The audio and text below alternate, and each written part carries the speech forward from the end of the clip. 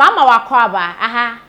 GCN page so midi ede adwoa searching and then the day kanya wo de ehwe me a mesro na wa subscribe to my channel we are now don sa emia be on so we be notification and esa ne news e de betum bia obenye bi eti anase obenye bi ahwe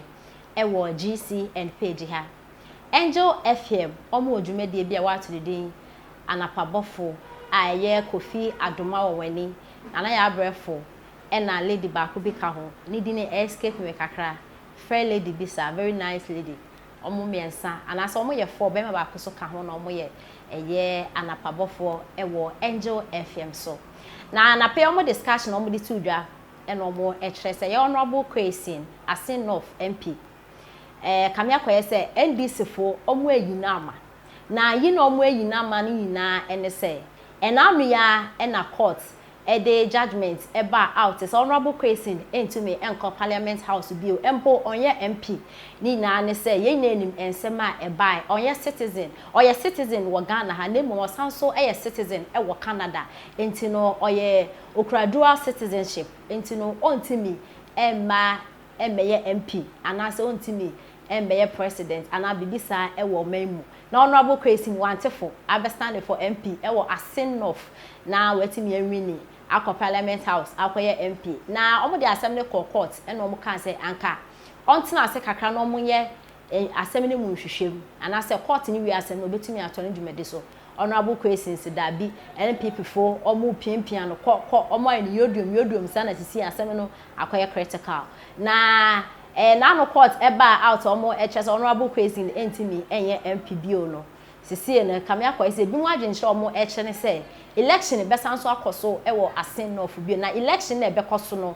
NDC fo ebi won say we ya yemfa we engina we say yemfa honorable Quayson na engina na discussion omo ye anapabofo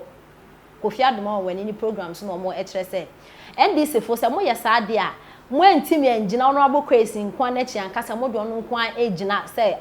asin of for ento ne so aba na mo point there na chese mo no honorable Quayson endi ni ye because honorable omo to aba na man no aye court na mutu ni fu no tena ase a anka we na emba wa ye court kwa na bra wa aboka into the election be course na se mo pese mo appoint obi fufuro dia na NDC fu mo no honorable Quayson endi ni ye na yenti ensem a e course e wo Angel FM Kofi Adoma wani ni show so I say ye boga MP wono no constituency no say aye SMP obi anya wo bekọ ho no wakọ wini wo ho enya asem ketu akra na by election no yewura benefit ni kire mu se yade bia e be kire se wo ye popular ana wo nye popular eti say no hwe anim ha se ya NDC for bag wo ha NPP for bag wo ha NPP for be kire se wo mo na teso na mo da so popular ora John Boadu e da anim ha ene ebrai o hwese de nanim aye sere ya o say ase enough NPP be winning hands down ase enough o say NPP be winning hands down enti James Jachi Quayson na hono o ma declare say obi win na onu ani party kura ye bi na obi party na ya na ya da Kofi ka mi hu ye ka ni party de ka munye din kakra enso onu ani party ni say aso ma bitre papa o mo so asha say so ye be win sa no mo te akwa no mfa no wadwe enu wa party class start ye na we na ene ye de we ko ene ye do or die enti John Boadu say NPP will win it's a must omupo but say still maintain say be by election to me say mom fresh off chi aboso mama yen aden so we call contest awo ho ma ni mu ada ho sa na o si mu ada ho sa mu ada ende fa mo bai je so be any Catholic bishop ena ede adesede so mampani ene amampani fu eba ni nyina anim se omo sere free SHS omo menyina obi amma me ye na adwen se obetwam na do kokora na se obi foforo ba se ye NDC se ye kira abosom se ye enye no ma me akua donko se ya obi obebe bia no free SHS di adabraka Catholic bishop for say omo mind review there be sabrofo no yempe review and the omo review enti the hawk ono so hockey ya di okoka mutaka asema mutaka sorry ya no free aso ase so okopre message bedwani no send a message said one personal problem some dey obekọ court na wo probi osuro court we Ghana ha me kantabak I kura me trade bi police station da ye ma me so ni Supreme Court me misro eye court open journalist osuro court e wo Ghana ha mako Supreme na hefa na odi me kobim akonsa wadi hefa na odi me kobim but so we obi a we serious minded NDC MPA you think about the ordinary Ghanaians omo asanwase a omo ebre you not think about yourself ye ko defend NDC ya fa ko say ko champion MPP course Kennedy Japo asam nye ya asem adwasa fo asam nye ya NDC fo asem ana henikota asam MPP asam nye ya asem ewiase yeso obi a on power asem no we stay away from the person we a minority chief whip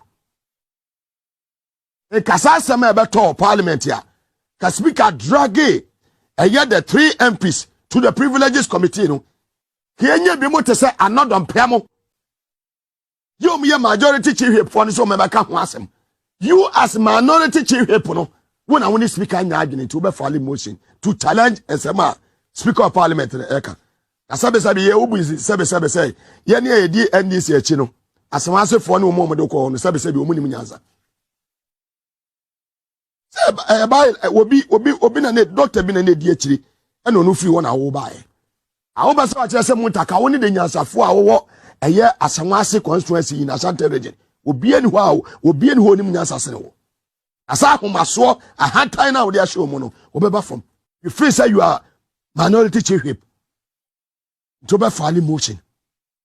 second the Japan and they are dragging it to the privileges committee and you know say 15th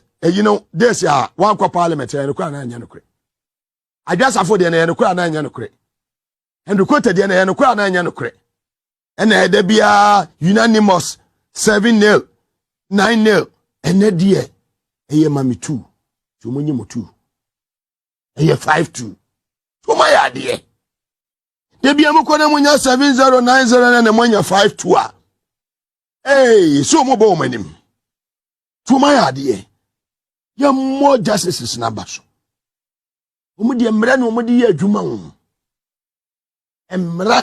na omo de ye adwuma obi anso timi mpam wo mo wati ase e kanina na ye judges so omo gye mponche agye bayere no enye bi ni sa judges we yo omo nye mponche yo Supreme Court judge ko ma na ponche udi na dwe kwakura wonye na enei ye baba besinkunya Supreme Court ama ruling ya dise muntaka kasa se muntaka ya minority chief whip anameboa nemom abamba be kasa wa drag eye nipa 3 to the privileges committee dia ene muntaka be file motion to challenge the speaker of parliament see what 3 arms the executive, the judiciary, and then the legislature. The second arm no the legislature. Maybe a House of the Laws.